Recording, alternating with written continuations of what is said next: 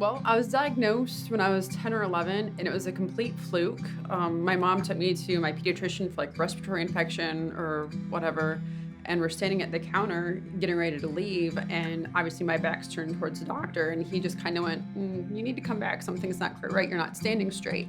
And so he took me back into the exam room, bend over, touch your toes, measure here, measure there. And he's like, Well, you have scoliosis. And mom's like, she goes, Well, my grandfather, or her father, my grandfather has it. And that's my mom's dad in 77. And you can see how curved he was. And she's like, Oh, well, that would make sense. My dad's got it. And within a year or two, it progressed quite significantly. And we went to an orthopedic specialist, and he's like, Well, we need to put you in a Boston brace. And it did progress. It progressed to 47. So at that point, we knew we had to do surgery. And then in May of 93, I was fused from T3 to L2 with Harrington rods. Now, being an adult, looking back on it, surgery's invasive. Like, there's that whole risk factor that I didn't even understand as a child. So I knew if I ever had kids, I'd have to watch for it. We do believe there's a genetic link or a genetic predisposition to develop scoliosis. And that we do know. So if there is somebody in the family that does have scoliosis, you want to be extra careful. But we also see families that have no other person with scoliosis, only one person gets it. So there is not that genetic cause, but there is a genetic link to it. And that's that concept is, because Victoria's mom has scoliosis, there is a concern about, or was it her developing scoliosis? They were looking for it. They were very concerned about it from the very beginning. We started to notice that there was a little bit of a curve.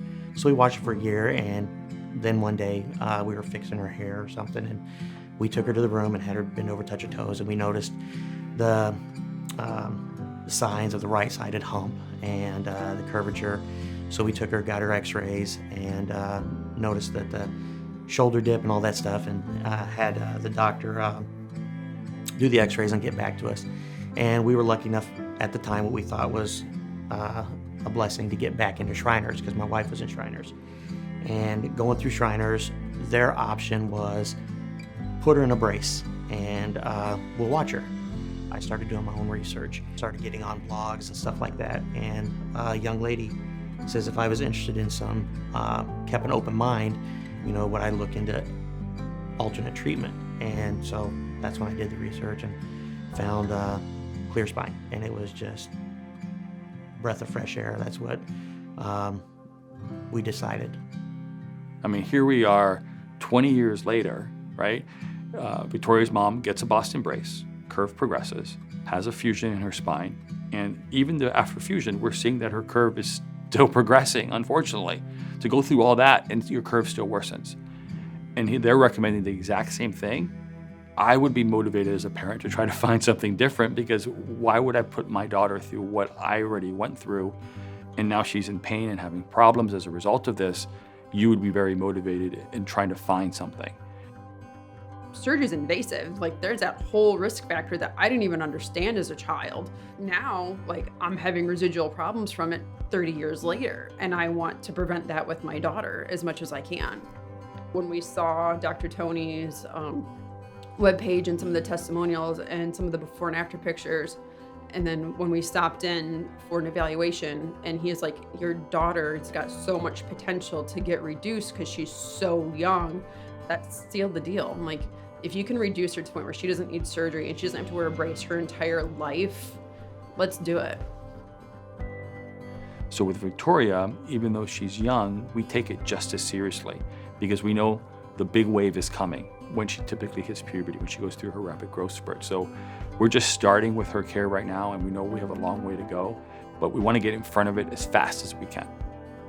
He has been really amazing, and he's really been helping me with the scoliosis. I am down 7 degrees now, and the brace has really been helping me. The staff here is just amazing. They walked her through each step of the way, and now she literally just jumps in and does it. I mean, she knows what she has to do. She knows it's going to make her better. And watching her is just, watching how strong she is, it's just amazing. It's also a confidence boost for her, because she's noticing that, I don't just have to wear this brace.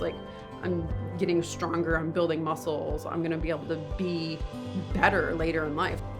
this family is making the right choices to get the right reductions, to prepare themselves to be at the right time when they go through growth, the smallest possible curve, as opposed to the inverse. She's not broken. She can run and jump and have fun. She can have a normal life. She's just got to wear this like brace temporarily, and then, you know, she'll be good as gold with the rest of them.